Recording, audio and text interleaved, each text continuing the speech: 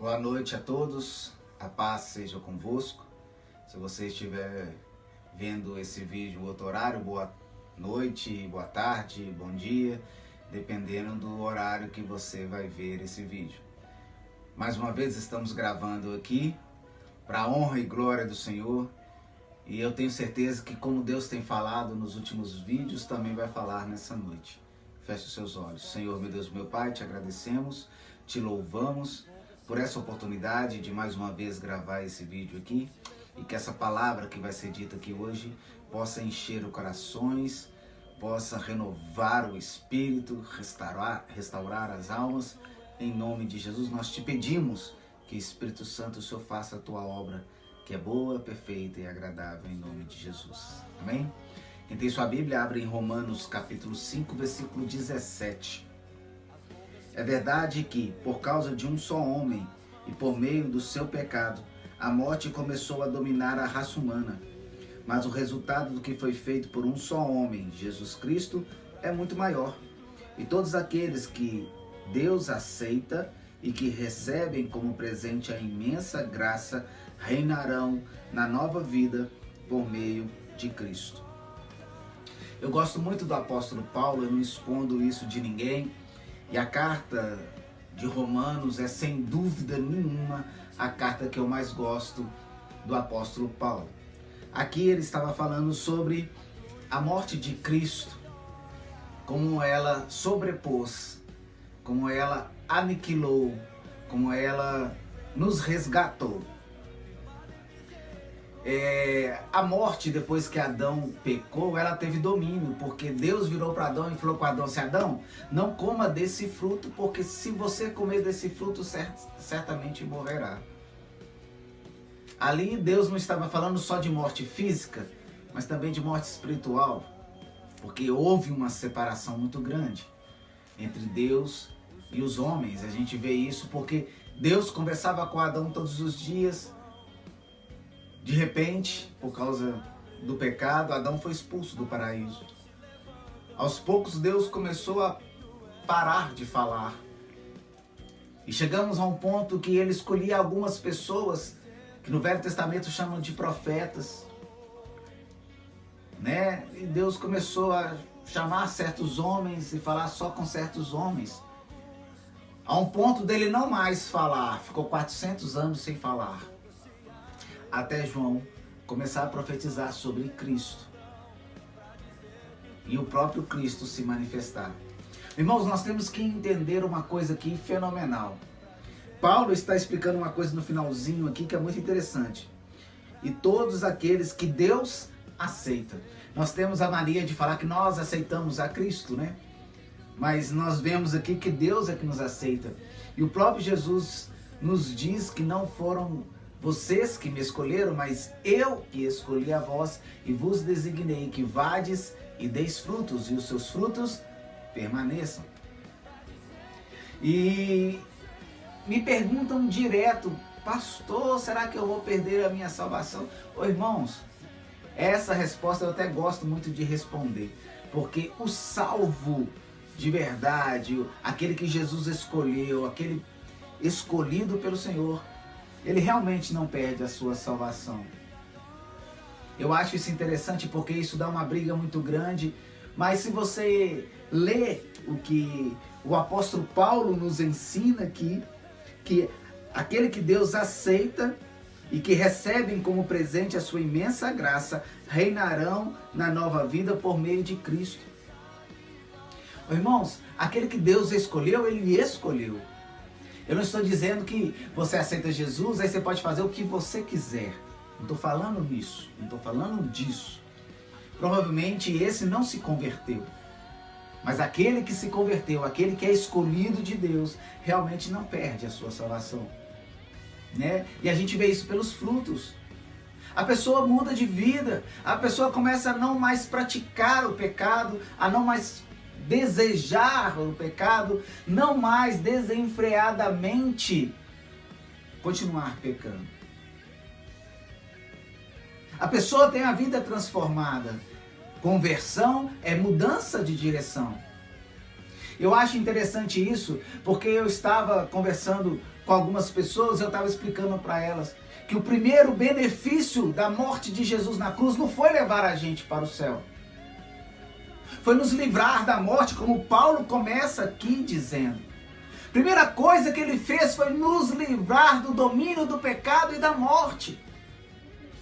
A morte imperava até Jesus Cristo. A partir de Jesus Cristo, todos que o aceitam, né, como nós dizemos, nós sabemos que é Cristo que nos aceita, que nos chama, nos escolhe.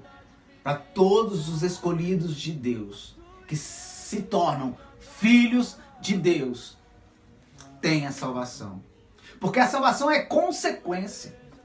Nós pensamos assim que Jesus morreu na cruz para nos levar para o céu. Ô, irmão, se você analisar direitinho, tudo bem, faz parte sim do contexto. Beleza. Mas se você analisar direitinho, Jesus morreu na cruz para nos livrar do pecado e da morte, do domínio da morte. Consequentemente, nós vamos morar no céu e reinar com Cristo. Porque se Cristo não morre, nós não íamos reinar. Nós não íamos para o céu. Nós não íamos ter uma vida eterna. E como Paulo diz aqui, ele nos livrou da morte. Ô, irmãos, aí a pessoa fala assim, mas eu vou morrer. Mas não é essa morte que Paulo está falando aqui. É a segunda morte. Aquela lá que todos que não terem Jesus Cristo vão ser lançados no lago do fogo do inferno, no dia do julgamento do trono branco. Eles vão ser condenados. Esta é a segunda morte. Essa morte Jesus nos livrou na cruz. Todos os filhos de Deus foram livres do poder dessa morte. Eu acho interessante porque Paulo, ele fala aqui nesse capítulo 5, várias vezes sobre a morte. E eu acho interessante porque no julgamento, a Bíblia fala, né, que a morte vai ser a última a ser vencida, ou seja, vai ser a última condenada. Ela reinou muitos anos, milhares de anos. Mas Jesus Cristo pôs fim nisso, por mim e por você. Irmãos, sabe o que isso significa? Que nós não vamos pecar mais? Não! Nós vamos continuar pecando. Nós vamos continuar pecando. Não é isso que está dizendo aqui a palavra de Deus. Você não vai deixar de pecar de jeito nenhum. Não é isso que está escrito aqui, não. Quer dizer, irmãos, que o sangue de Jesus nos justifica de todo pecado. A morte de Jesus na cruz nos justificou, nos resgatou para Deus. As pessoas falam comigo assim, pastor, mas é muito injusto. Deus escolheu só alguns para ir para o céu, outros para ir para o inferno. Irmãos, nós estamos interpretando essa leitura, se assim nós podemos dizer, de maneira equivocada. Na verdade, todos estavam condenados, porque todos pecaram e destituídos estão da glória de Deus. Irmãos, Adão pecou, ele condenou toda a civilização pós-adâmica. Todos estavam condenados. O que Deus fez foi escolher uma nação, para que essa nação viesse o Filho de Deus, e para que todos os que aceitarem, crerem no nome, na história, em Jesus, serão feitos filhos de Deus. Ele escolheu, na verdade, pessoas para serem salvas, porque todos já estavam condenados. Olha que privilégio eu e você, olha o que privilégio nós temos de sermos feitos filhos de Deus. Irmãos, uma das coisas mais lindas é esse resgate. Mas isso dependeu de um ser morrer por mim e por você, para que você não fosse condenado no julgamento do trono branco.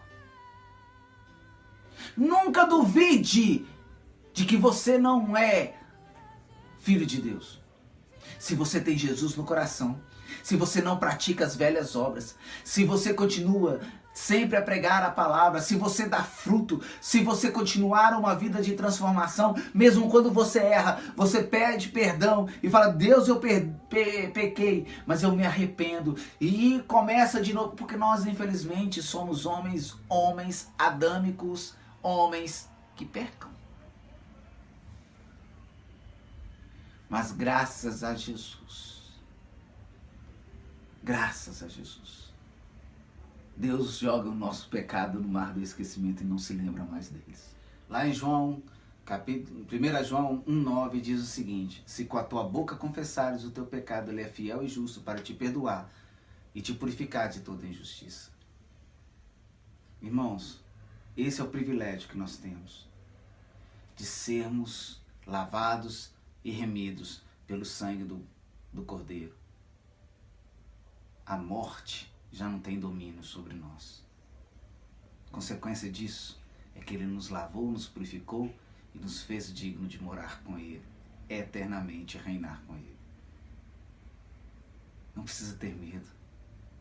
Crer, somente crer. Crer e maravilhas vão acontecer. Amém? Feche os seus olhos. Senhor, meu Deus, meu Pai, te agradecemos, te louvamos por essa oportunidade e que essa palavra possa chegar em cada coração, transformando cada vida em nome de Jesus. Lembrando que domingo nós temos culto às 18h30. Espero por cada um de vocês. A paz seja convosco.